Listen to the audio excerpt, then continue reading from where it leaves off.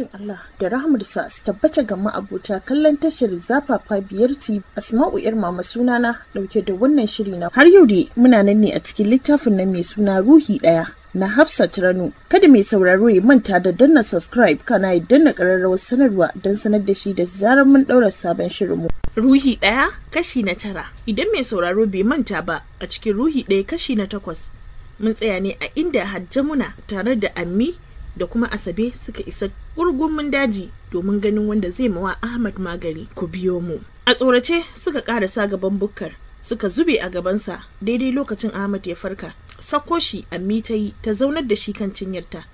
Ammi, ruwa zaka sha? Malam Yahaya ya tambaya, fuskarsa dauke da murmushi. Yar karamar ƙwarya ya miƙo wa Ammi, duk da bata so bashi ba, sai dai babu yadda ta iya.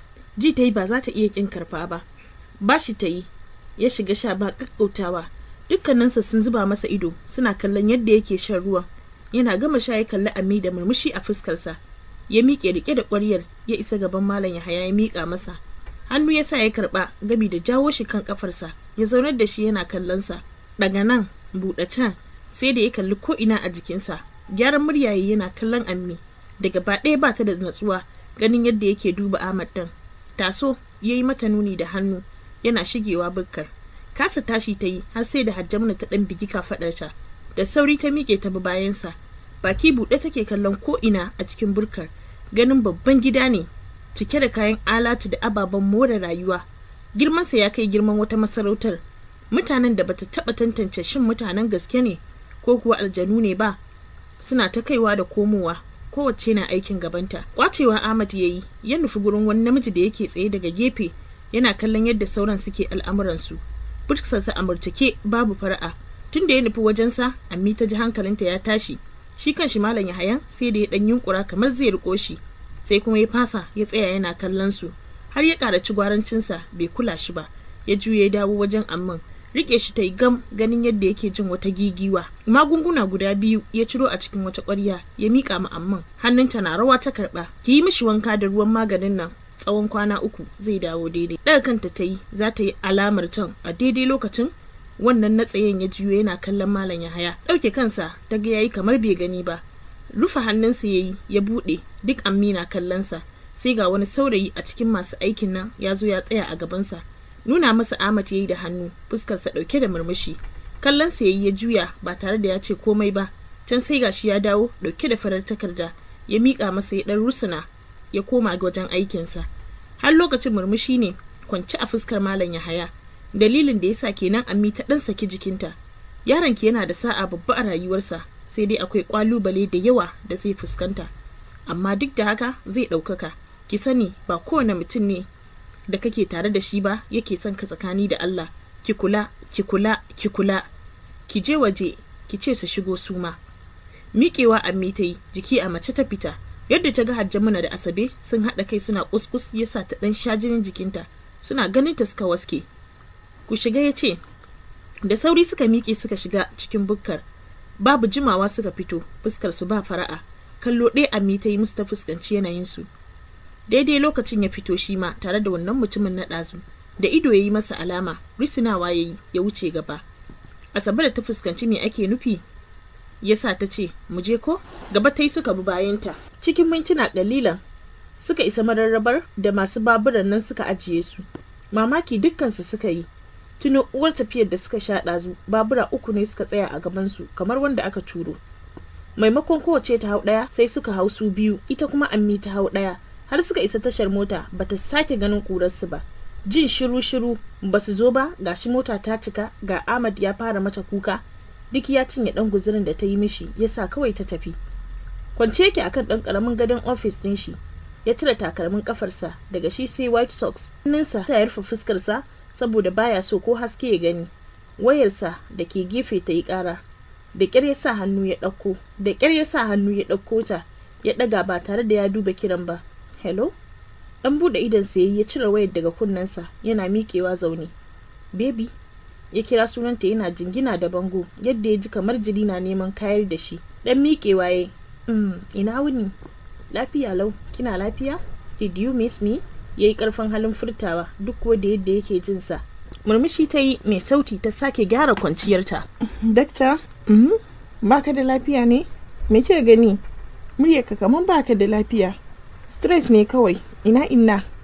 Tana tsakar gida. Okay, kai mata wayar. Gyara zaman dan kwalin kanta ta yi, ta miƙe da wayar a kunnanta, tana jin yadda yake sauke numfashi kaɗan. Gashi inna, ta miƙa mata wayar tana juyawa ciki. Kun ga Ja'ira, kin miƙo min waya? Baki faɗan waye ba? Kai inna, shine fa. Murmushi yayi jin diramar tasu. Ina wuni inna? Lafiya kalau dakta. Ashe kai ne Ja'irar can ta tsaya yi min shiriri tata. Ya aiki da iyali, alhamdulillah, ina duk kowa lafiya. Su malam fa, duk lafiya dai ko? Lafiya kalau, ita ma Sadiyan an jima za ta koma. Na ce zaman ya isa haka, Allah ya sa ma da saninka ta zo. Da sani na inna, ki bar ta ƙara kwana 2, zan zo mu tafi tare. To shikenan, Allah ya kai mu. Dan Allah inna, ko kin san wani malam Yahaya Doguwa? Na'am? Inna da ke zaune ta miƙe. Kallon Sadiya ta yi da ta fito, ta tsaya bakin kofa tana jiran su gama magana. Jiyar da ta amsa ne ya ƙara ɗaura kan Ahmad. Zuciyar shi ce ta ingiza shi akan tambaya ɗin.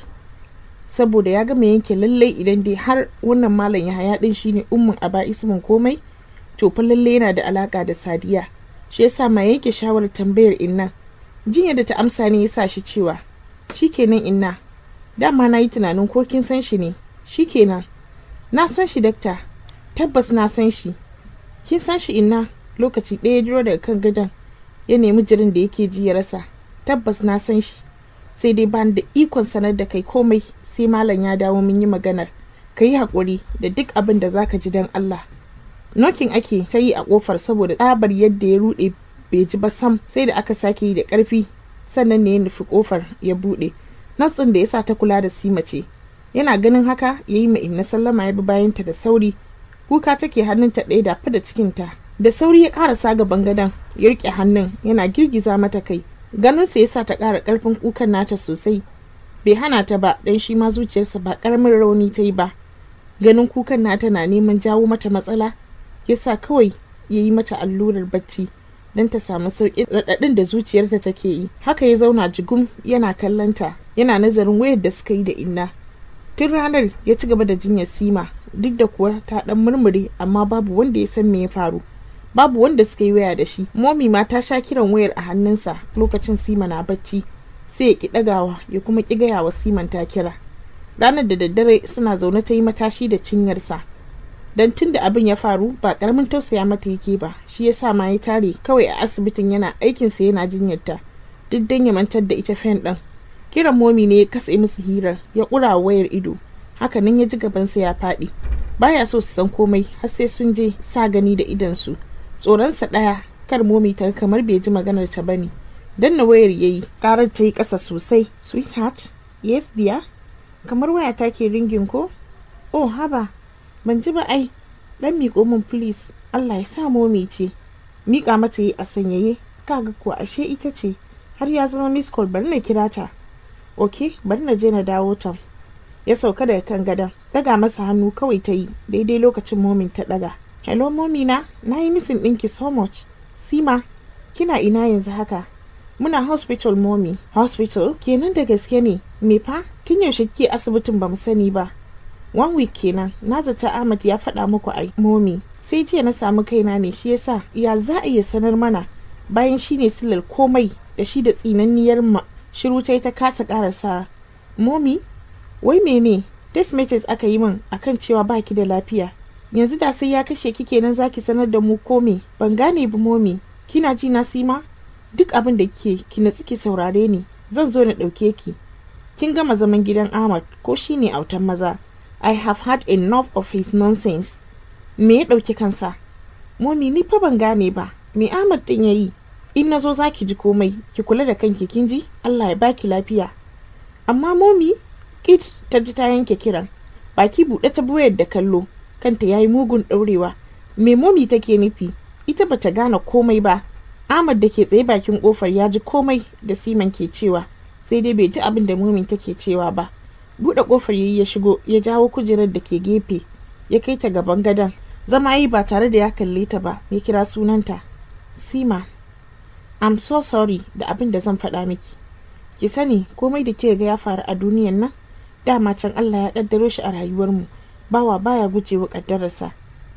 Me ya faru? Ni fa ban gane ba. Ta katse shi tana kallon fuskarsa. Kasa tantance yanayin da yake ciki ta yi, sai dai tabbas baya cikin walwala. Kasa ya sake yi da kansa sosai kafin ya daure ya ce, ki haƙuri, lokacin kina Egypt na ya aure. Amma har ga Allah ba wai na yi ne don wulaƙanta ki ba. Kunnanta da ƙwaƙwalwarta ne suka ɗauke gaba ɗaya na wucin gadi, har ba ta iya jin ragowar abin da yake faɗa. Cikin tashin hankali ta tashi, tana ƙoƙarin miƙewa, rike ta yi ganin abin da take son aikatawa. Kwace hannunta ta yi da ƙarfi, ta kasa cewa komai. Ɗaya bayan ɗaya maganganun momi suka shiga dawo mata. Kuka ta fashe da shi mai tsuma rai. Zuciyarta na wani irin zafi da ta fasa. Dan Allah ki tsaya ki saurare ni. Ban yi niyyar sanar da ke ta wannan sigar ba, sai dai bana so ki fara ji a wajen wani, sai abin ya fi miki ciwo. Bata tanka masa ba, kuka kawai take. Bata taɓa tunanin zai mata haka ba. Dama wannan shine halin mazan da ake cewa shine rashin tausayin nasu da mata ke complain. Aure a condition ɗin da take ciki, tsakani da Allah, wata irin tsanarsa ce ta ji ta taso mata. A yadda take jin tsanar, ba ta son sake ko da minti ɗaya a tare da shi. Ki haƙuri don Allah. Ji ta yi kamar ya zuba mata dalma a maƙogwaranta. Ba shi da sauran abin da zai faɗa mata. Dama an ce namiji lafiyar mace kawai yake so. Daga zarar ta samu matsala, shi kenan sai ya fara tunanin aure. Amma ita mace haka za ta zauna da shi kowace irin lalura ya gamu da ita. Lallashin duniya sam ta ƙi ta saurare shi. Mugu azzalimi, ba irin baƙaƙen maganganu masu zafin da bata jefe shi da su ba. Sam ta kasa controlling kanta. Gani take ba za ta sake iya zama da shi ba, tunda mace amana ne shi. Jiki a mace ya bar mata ɗakin, ya fita can waje. Ji yayi gaba ɗaya jikinsa ya ɗau zafi. Nan da nan zazzaɓi ya rufe shi. Abubuwa da yawa sun taru sun masa yawan da ba zai iya ɗaukar su ba. Dole dama ya san Siman za ta yi hakan. Tabbas ya san ba za ta zauna ba a yadda take ikirari. Shi kansa ya fi so ta je ta huta, ta samu natsuwar zuciya. Kafin lokacin ya samar musu mafita gaba ɗayansu. La'asar likis Ammi ta yanke shawarar kiransa, jinsa shiru tun ranar da ya yi mata tambayan nan. Daidai lokacin yana kwance yana rawar sanyi, gashi dama babu abin da ya sa a cikinsa tun safe. Da kire iya ɗaga wayar, da magana can ƙasa-ƙasa ya yi sallama. Ahmad, ta kira sunansa jin yanayin maganarsa, ta yi saurin gane halin da yake ciki, abinka da uwa. Cikin tashin hankali ta shiga jero mishi tambayoyi na abin da yake damunsa. Kwantar mata da hankali ya shiga yi, ganin yadda ta ruɗe, amma sam hakan bai sa ta kwantar da hankalin nata ba. Don ta riga ta san ba ƙaramin abu ne zai saka shi a yanayin da yake ciki ba. Da ƙyar ya shawo kanta, suka yi sallama. Tana katsewa Sadiya ta kira shi. Bai ɗaga ba, kawai ya mai da wayar silent, ya sake gyara kwanciyarsa. Baya son sake magana a yadda yake jin kansa kamar zai rabe biyu. Da ƙyar ya tashi ya ɗauko paracetamol da ruwa ya sha, ya sake komawa ya kwanta. Can wajajen karfe 10 ya ji jikin nasa ya yi sauƙi, sakkowa ya shiga toilet.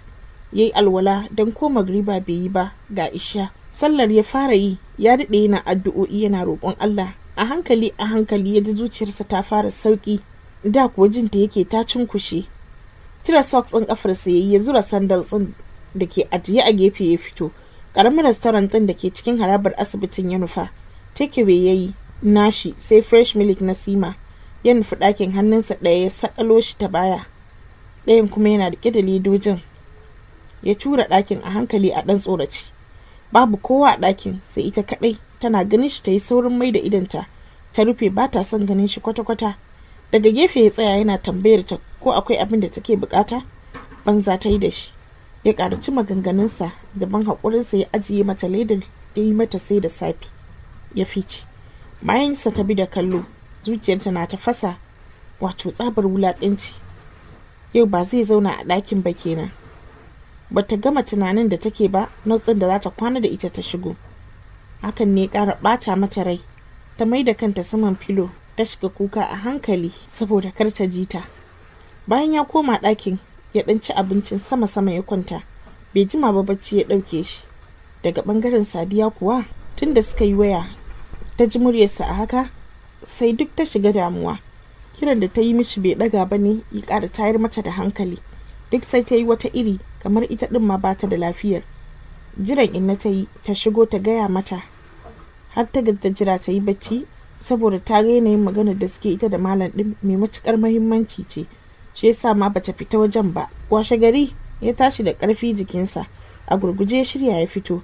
Duba patient din da suke on admission yayi, ya gama round dinsa sannan ya shiga office. Patient kaɗan ya gani ya nufi wajen Sima. Nurse din na ganin shi ta gaishe shi ta fita. Karasawa yayi yana kallanta. Dauke kanta ta yi, ta ci gaba da kurɓar ruwan tea ba tare da ta tanka ba. Hannunta ya kama, ya rike cup din. Duk dan ta kula shi, sakar mishi ta yi gaba ɗaya ta zama hannunta. I'm sorry, ya kama kunnuwansa yana zama kusa da ita. Dan matsawa ta yi tana yatsa na fuska. Tea din ya hausha bayan ya riko hannunta. Ya rike gam ta yadda ba za ta iya kwacewa ba. Sai da ya shanye tas sannan ya ajiye cup din. Ba zan gaji da baki haƙuri ba, na san ban kyauta miki ba, duk da wallahi Allah ba don tozarci ne hakan ba, amma ki yi haƙuri, please ka kyale ni, ba na son jin komai daga bakinka. I know, amma ki yi haƙuri. Ban yi ko ana dole ne? Ba a yi, amma dai kar ki ɗauki wani tunani ki sa a ranki, please, na roƙe ki.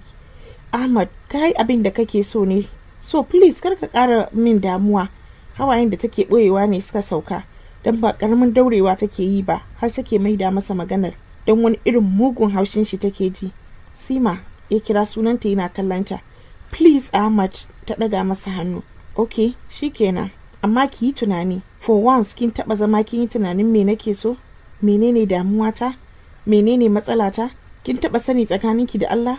You only care about yourself, nothing else. Kallonsa ta yi da sauri. You mean, saboda haka ne ka yi aure? Duk abin da nake ma baka gani?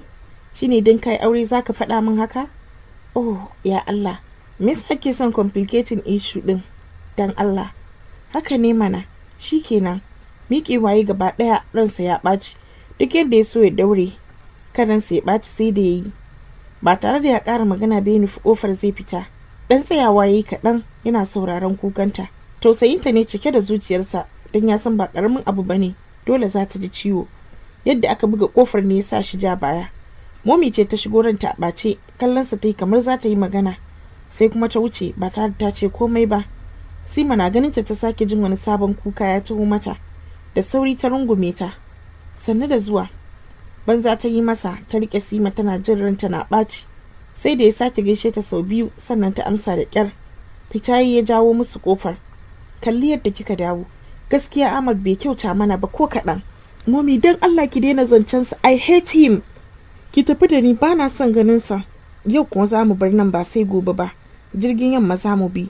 Kin gama zaman gidan Ahmad, duk laifinki ne. Lokacin da dadi ya zo da maganar aurensa, na ce ki bari ki gama university kika ki. Gashi ke ba aikin komai ba, ba business kike ba bare, ba dole namiji ya wulakanta ki ba? Shiru tai bata ce komai ba, ranta in banda zafi babu abin da yake yi.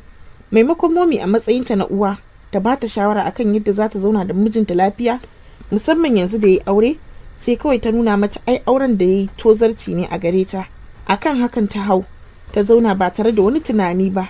Suka shiga tattara kayayyakinsu da za su bukata, wajen azahar sun gama shirya komai, har an yi discharging ɗinsu ba tare da sanin Ahmad ɗin ba. Abinci ya zo kawo musu da yi musu takeaway, ya tara sun shirya tafiya.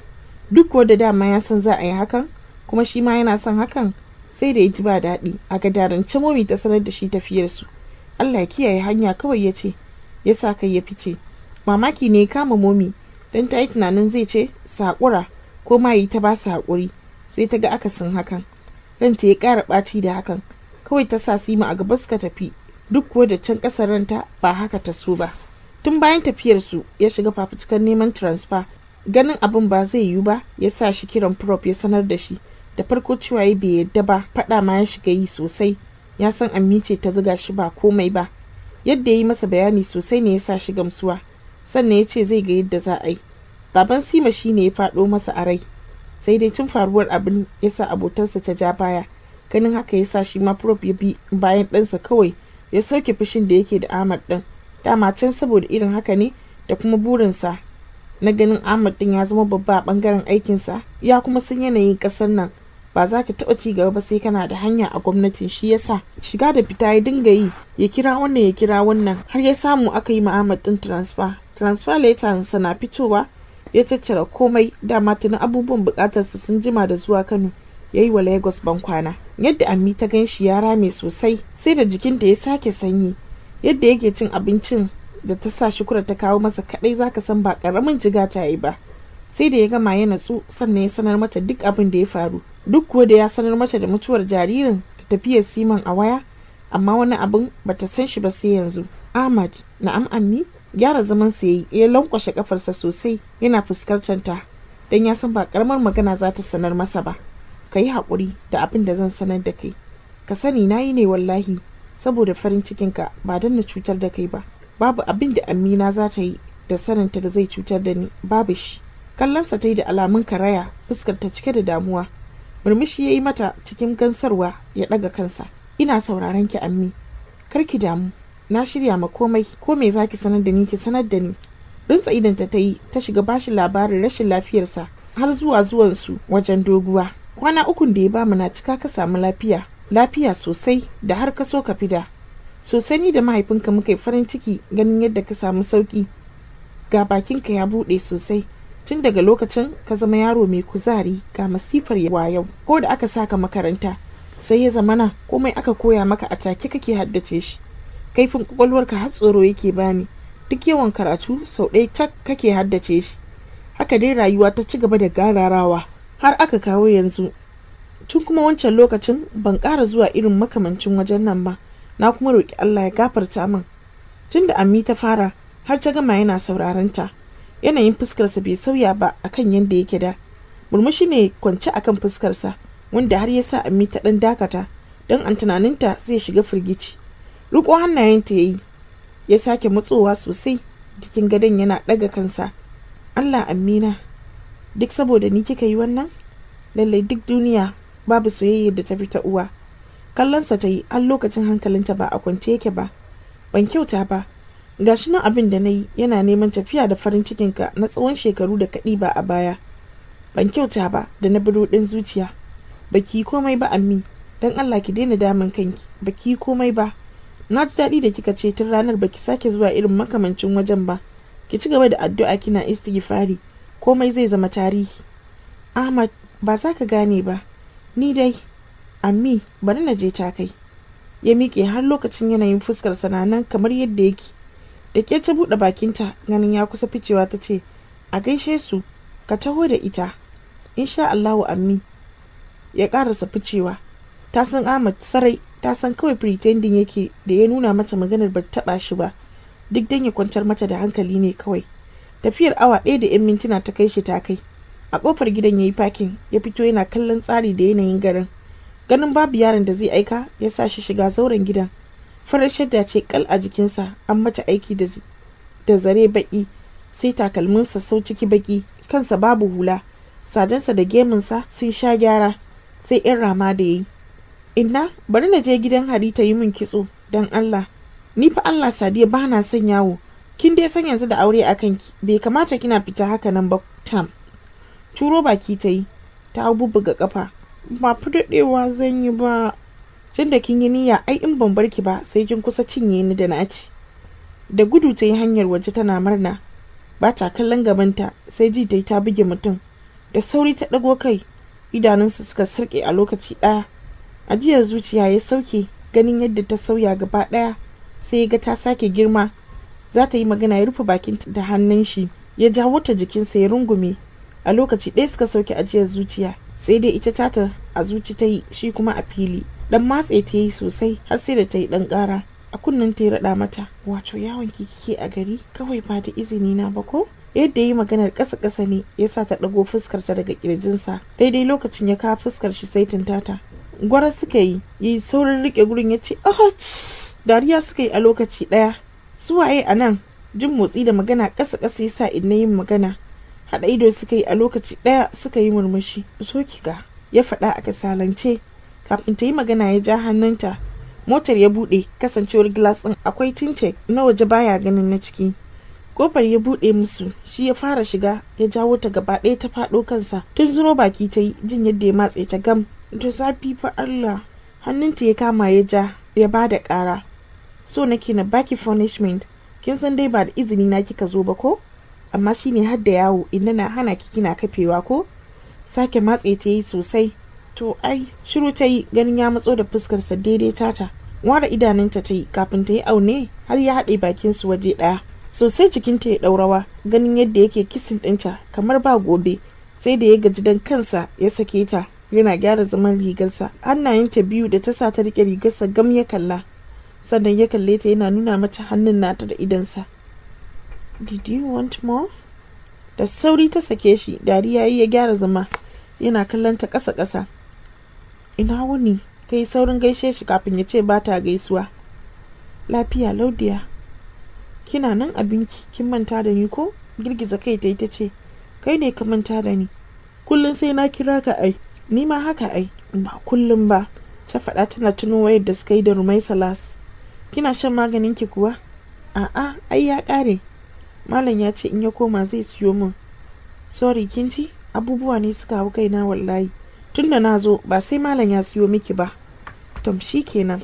Waya, ba ni labari ina jinki. Me da me ya faru da bana nan? Gyara zama ta yi sosai, ta shiga bashi labari. Tun yana jin ta har ya rufe idansa ya mai da kansa jikin kujerar.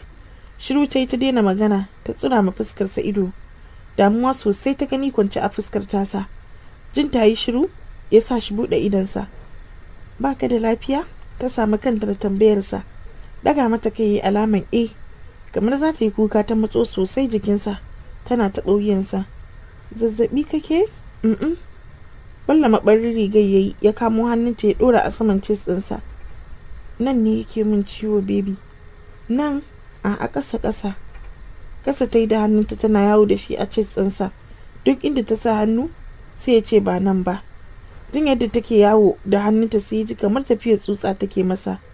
Da ƙarfi ya jawo ta ya rungume ta tsantsam a jikinsa yana sauke numfashi. Kunnenta ya ɗan ciza ta rantse da sauri. Sassauta riƙon da ya yi mata ya ce, kin ji ana kiran Maghrib. Daga kanta ta yi tana kallon windo. Kamun ruwan alwala na yi sallah. Zan shigo mu gaisa da inna sai mu wuce ko? Daga kanta ta yi ta kama murfin motar za ta fita yi saurin riƙo ta. Tsaya ki gyara mana. Haka za ki shiga gidan inna ta ganki? Hannu ta sa ta rufe fuskanta tana jin kunya. Sai da ya tabbatar komai normal sannan ya buɗe mata ƙofar ta fita. Wani irin nishaɗi ya ji yana ratsa shi. Yana kallonta ta shige zauren. Ya Allah. Yana cikin alwala malam ya dawo da far'a ya tarbe shi yana masa sannu da zuwa. Kayan da ya zo da su ya taya shi riƙewa har cikin gidan. Sadiya na jin su ta yi saurin shigewa ɗaki. Gaisawa suka yi da inna, ya jira malam ɗin ya yi alwala suka nufi masallaci.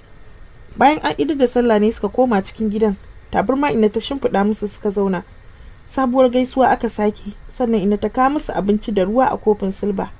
Kaɗan ya ɗanci duk da yadda tuwon ya yi masa daɗi. Hankalinsa gaba ɗaya na kan labarin malam Yahaya da yake son jin shi. Hakan ya sa gaba ɗaya ya kasa cin abincin ma baki ɗaya. Malam ne ya gyara murya ya ce, mu je daga waje mu yi magana Ahmad.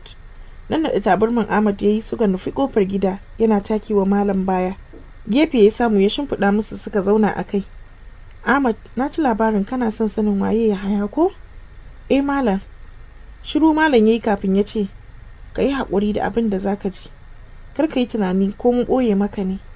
Insha Allahu malam. Gyara zama Ahmad ya yi ya ba da hankalinsa gaba ɗaya. Rugar Malam Lado ruga ce da ke ƙarƙashin ƙauyen Galkere da ke ƙaramar hukumar ta kai a jihar Kano. Mahaifiyar Sadiya ita ce ya ga ɗaya daga cikin su hudun nan da nake baka labari. Lokacin shi mahaifin Sadiya ya zo min da maganar aurenta. Tabbas ban so ba saboda maganganun da ke yawo a kan gidan nasu. Ganin ya dage kai da fata ne ya sa na kyale shi, a gani na ma hakan hanya ce da za a jawo su jiki. Bayan tafiyarsu sai kowannensu ya kama gabansa. A inda labari ya zo mana duk cikin su hudun nan Yahaya shine ya fi dukkanin tsabibanci, shine kuma karamin su. Bayan barin garin sai ya nufi karamar hukumar Doguwa inda ya koma can da matarsa kawai saboda yarsa ɗaya, wato ita mahaifiyar Sadiyan kenan. Tun bayan nan sai komai ya lafa, muna zaune lafiya lau da ita. Bayan tafiyarsa da shekaru wajen 5 kwatsam sai ga ɗan aiki ya zo.